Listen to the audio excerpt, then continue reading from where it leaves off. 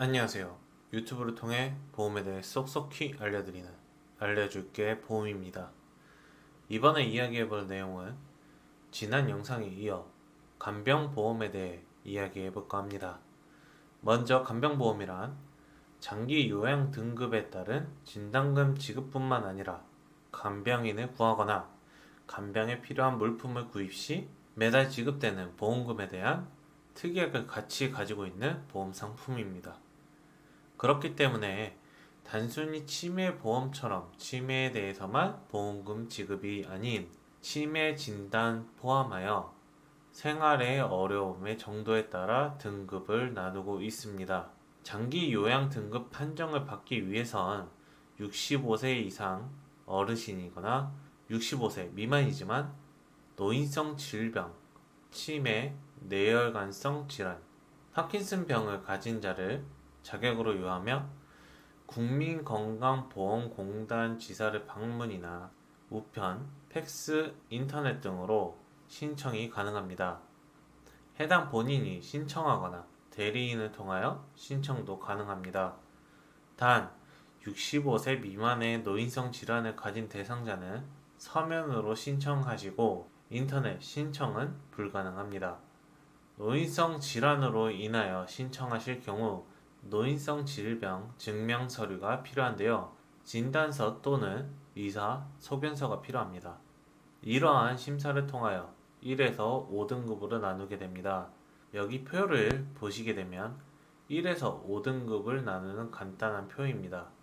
자세한 내용의 분류표를 원하신다면 검색 포털 사이트에서 장기 요양 등급을 검색하시면 해당 내용을 참고하실 수 있습니다.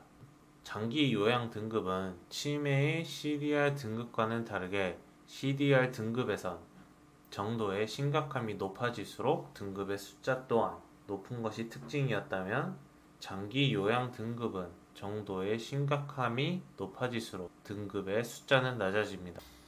아까 말씀드렸던 것처럼 장기 요양 등급은 치매 진단을 인정해주고 있으며 치매의 정도가 심각함에 따라 5등급에서 경증 치매일 때 3, 4등급, 중증 치매일 때 1, 2등급에 속해지게 됩니다. 보험사마다 다르겠지만 5등급에서 보험금 지급을 해주고 안 해주고가 많이 다릅니다.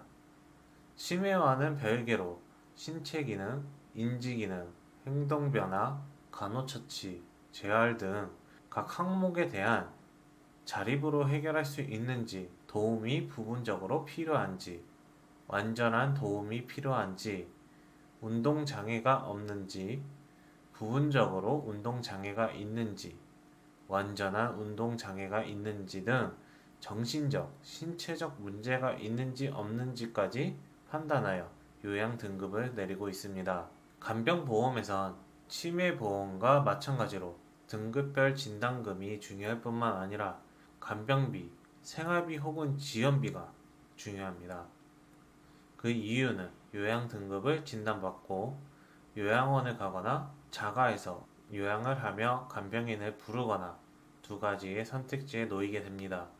국가에선 요양원의 선택지엔 85%의 지원을 하고 자가 요양의 선택지엔 80%의 지원을 해주고 있습니다.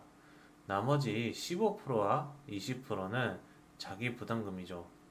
예를 들어 요양원이나 자가 요양 시 매달 비용이 200만 원이 든다 하였을 때 최소 30만 원에서 40만 원의 자기 부담금이 매달 부담되기에 간병비, 생활비 혹은 지원비가 재정적 손실을 방지하기 위해 매우 중요합니다.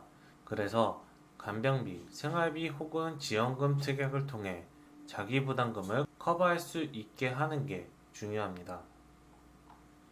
최종 정리를 해서 말씀드리자면 우선 치매보험과 간병보험의 가장 큰 차이는 치매보험은 오로지 치매의 CDR 등급으로 인하여 보험금을 받을 수 있는 반면 간병보험은 치매 CDR 등급을 포함한 장기 요양 등급을 통하여 노인이 된다면 어쩔 수 없이 가질 수밖에 없는 생활의 어려움에 대해 보험금을 받을 수 있다는 차이점이 있습니다. 하지만 요즘에는 보험사마다 다르지만 치매보험과 간병보험의 결합형 상품들이 나오고 있는 만큼 본인에게 맞을지 잘 살펴보시고 가입을 하시는 것을 추천해 드립니다. 제 개인적인 의견으로는 만약 결합형 상품이 아닌 치매, 간병 두 가지의 초이스밖에 없다면 치매도 커버할 수 있는 간병보험을 좀 더 선호하고 그 후 노년의 치매에 대한 걱정이 많으시면 치매보험을 통해 보충하는 것을 추천해 드립니다.